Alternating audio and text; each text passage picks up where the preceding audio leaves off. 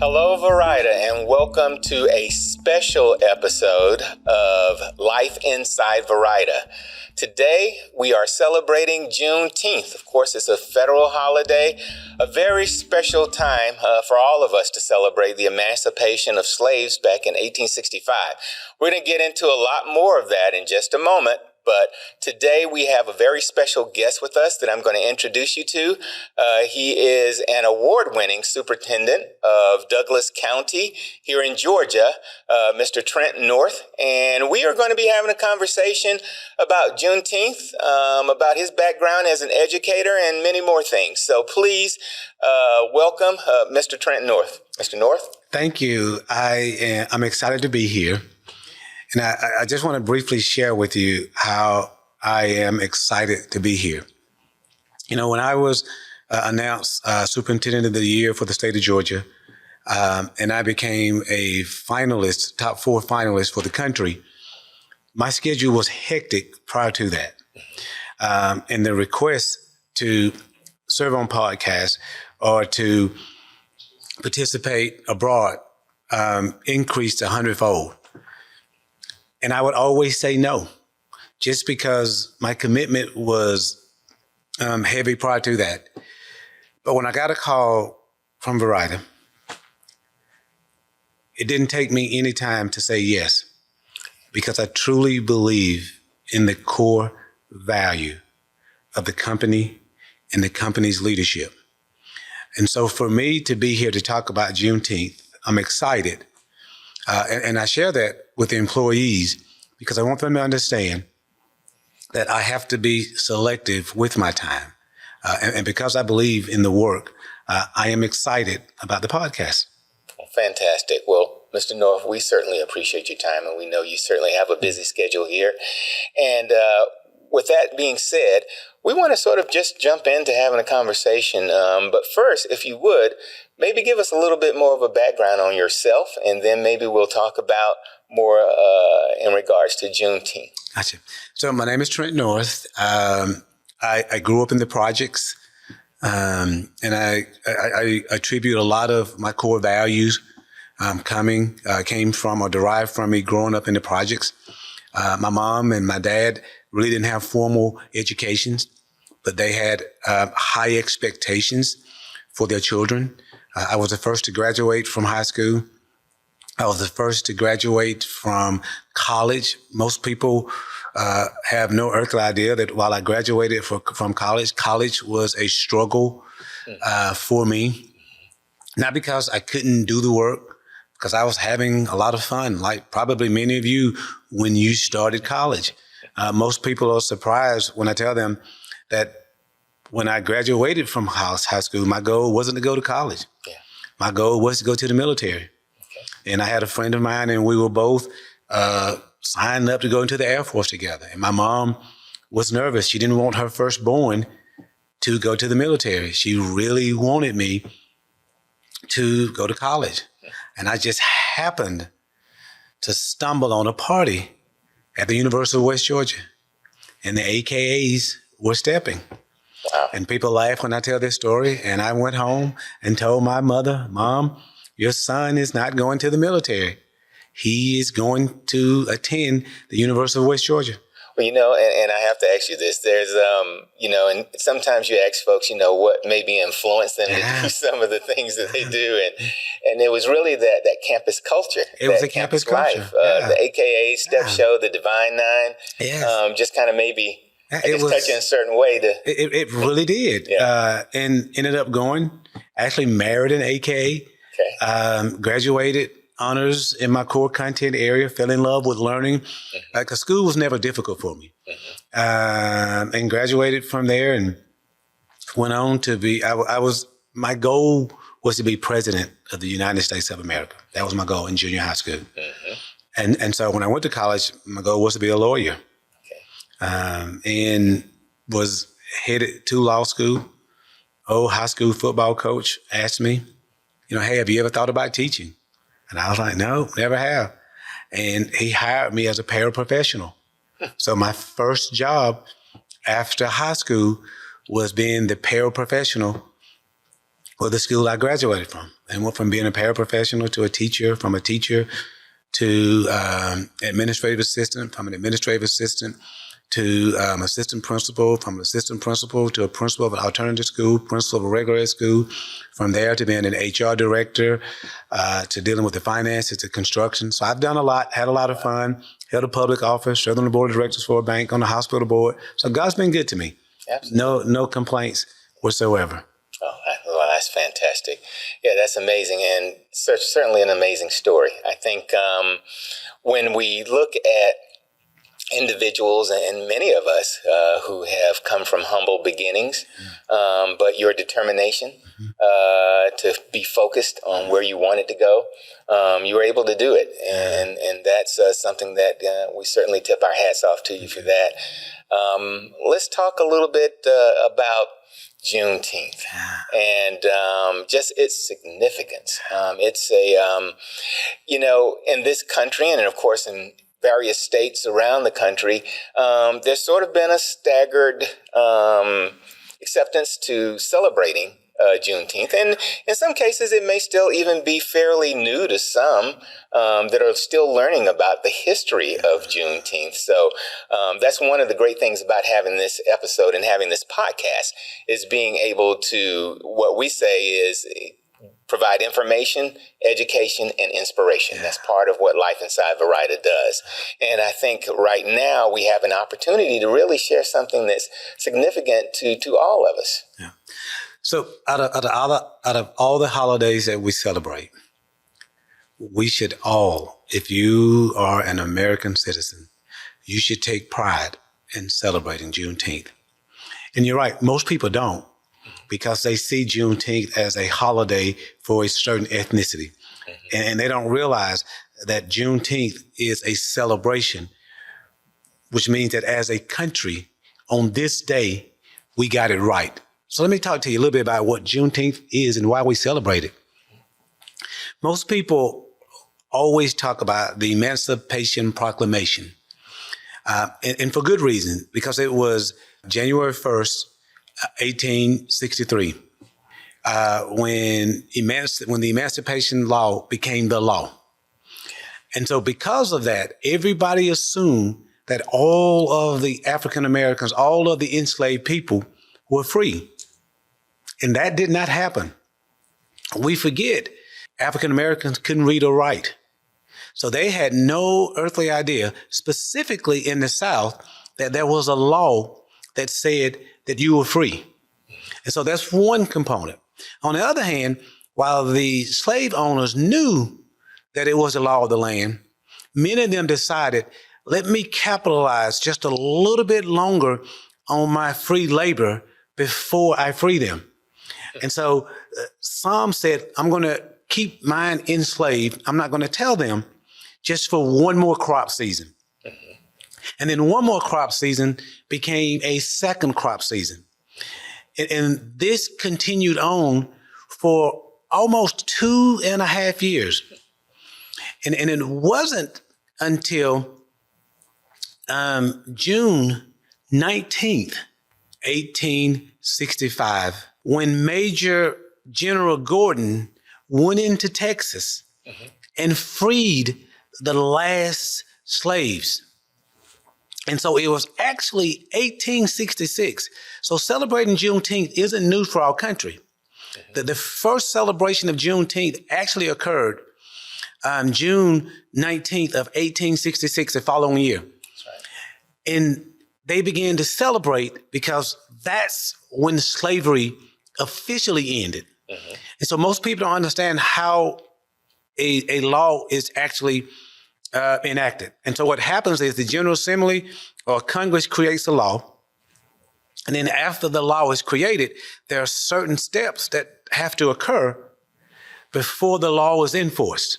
And so the reason we celebrate Juneteenth is because that's when technically slave ended and slaves became free. And so in Texas, they began to have cookouts. In Texas, they would always celebrate Juneteenth by purchasing land because that's when African Americans knew they were free. And so it started in Texas. And slowly, as Texans moved from one part of the country to another part of the country, America began to softly celebrate Juneteenth. While it became a national law, June 17th, 1921, the state of Texas made it a law for the state of Texas in 1980. So Texas has been celebrating Juneteenth since 1980. And so we should all celebrate Juneteenth. July 4th represents when the country was free from oppression. Juneteenth represents when the last major contributor to America became free for the first time. And so when we're celebrating Juneteenth, we're celebrating the end of slavery. And so if you believe that slavery was not positive for our country, if you believe that it should have ended and we should never consider having it again, then you should celebrate Juneteenth. That's what that means. That's what it stands for. Thank you so much. Yes, it's very powerful, and I think throughout, of course, our company and families around the country are now learning more about Juneteenth. And certainly, I agree. I think it's an opportunity for us to say, yes, we had our independence as a country, and then we had independence from slavery. But what that did was that basically brought us all together as one nation. It's the first step towards the healing process. Absolutely. For those who were enslaved against their will. Yeah. And it's a huge first step. Absolutely. Absolutely. Now, of course, we know that there are celebrations going around, even in the state of Georgia, probably in your states. There will be celebrations. As a matter of fact, with our company, there should be some celebrations going on within our company, Verida, which we're excited to do as well. So there again, Mr. North, we're appreciative of you sharing with us about June 19th.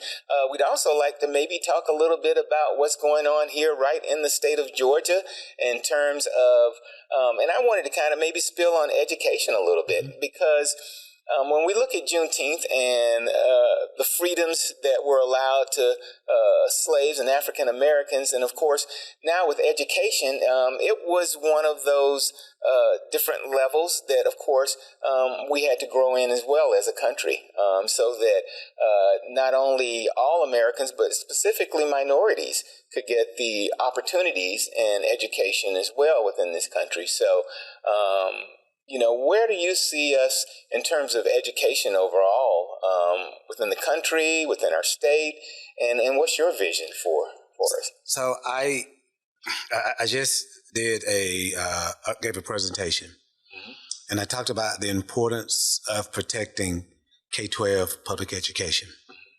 And the reason why I talked about that is because 92% of America's workforce comes from K-12 public education. And history has been clear. We've struggled in K-12 public education with providing the highest level of education, specifically with our minority students. And while I think we do a great job, there's room for improvement. However, the time has run out. When you look at the demographics of America and you look at the trajectory between now and 2040, we're having conversations, superintendents across the country. So if you go to 1970, 70% of the ethnicity in America would have been considered white American. By 2050, that would no longer be the case. The largest population in America would be minorities.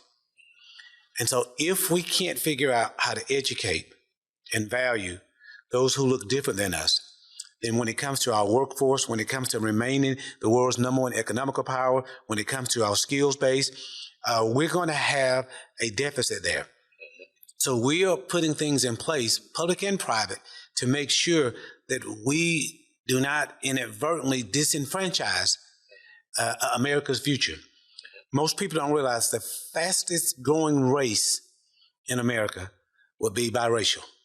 The second fastest growing race in America will be the Latino population. And then African Americans are stagnant and whites are declining. And so we have to use that data to make sure that in our classroom, we're creating safe spaces and that we're educating all of our students, and that we're not just educating them, we have the same expectation for them that we have for everyone else. And so that's the work that we're doing in the K-12 space, because we realize that the global, that society is changing. Yes, and it's changing faster than the average American realizes that. Yeah, and I totally agree with you. You know, of course, the pandemic was something that was very significant in the lives of people globally, and even especially in this country. And I know that even after the pandemic, and even more recently, I guess, and I want to kind of shift, but when it comes to education, especially things like I look at STEM, as being extremely important because of the future of this country and where we want to go in terms of comparing ourselves to other countries. But there's all sorts of technology that are coming out, and we need our young students to be involved in science and in engineering. We've got AI on the forefront, and there's been a lot of conversation about that recently. So are our schools trying to prepare and be equipped to ensure that our kids go in that direction? I love that question. I was on a panel and I got asked the exact same question. And my response was, without the schools, we wouldn't have AI.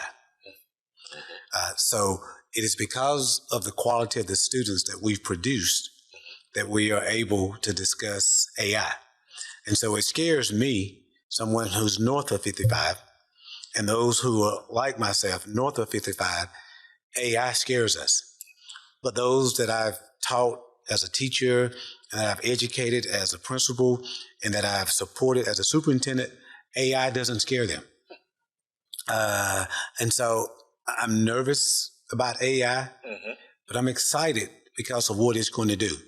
And what I'm really looking forward to is while my generation struggles with how to manage it, the generation that we're educating, their goal is to how can we expand the capabilities. And so as we try to place it in a box, the next generation expands it. You remember with the cell phones, we didn't want to give our kids cell phones because we, with the flip phones, and they couldn't wait to get their cell phones. And most of us have to have our kids assist us with how to master the cell phones or how to master the technology. That is true. So we are graduating, public and private, so a very technologically savvy group of individuals, and I'm excited about their future. I just say we've got to get out of the way and allow them. Now they got to dress a little bit better. They got to come to work a little bit often. To my millennials, you know, you can't do everything from home, and you can't, go walk your dog in the middle of the day. But once we get past those little millennial things, that my daughter, I have two beautiful daughters, and they are, smart, brilliant, and we train them to have great work ethics. Daddy, my head hurts. Baby, you'll be okay. Take a pill. Stay at school. Daddy, I think my stomach is nauseous. You drink some water. Because you're a genuine out of the machine. We work. We stay at work. So we try to instill the work ethic with them. Absolutely. And so when I check up on them now, they go to the gym first thing in the morning. They go and walk their dog at lunchtime. They go to the gym at night. So there's this different, and I respect it. And so they're going to teach us, the next generation, how do we work hard and have that balanced life as well. So I'm excited for them, Oh, that's fantastic. Cautiously excited. Absolutely. Well, let's maybe try to wrap this up just in terms we've certainly talked about the history of Juneteenth and what it means to the country and all people. But we've also talked about education a little bit. And I think when we talk about Juneteenth and we talk about education, they, again, go hand in hand. And, we look at our future and our future, certainly I always like to be optimistic and say that it looks very bright. I think that for us as a country, my hopes are that we continue to educate ourselves about all of our cultures. We here at the company have a DEI committee, and we focus on diversity, equity, and inclusion, and how important that is, just so that we are educated about each other's cultures and what we do. And I think coming from 1865 to 2023, there have been some strides, but there's some more strides to be made. So there is no question. We, as a country, as a state, we are 100% better than where we were. You can look at any marker in our society, and every marker shows substantial increases. There is no country on the planet where, based upon your race, your gender, or your ethnicity, you have the opportunities that you do in America. Whether you are a special needs child, whether you are female, whether you are male, it doesn't matter. So we are at a great place. And so some people will ask, so if we've made such great strides, why do we need to continue it? You've had your first Black president. Why do we need to continue talking about diversity and equity? The fastest growing wealth in America just happens to be African American. So why do you need to continue it? And it's those questions that validates the need to do it. Because it's not about a certain ethnicity. It's not about a certain gender.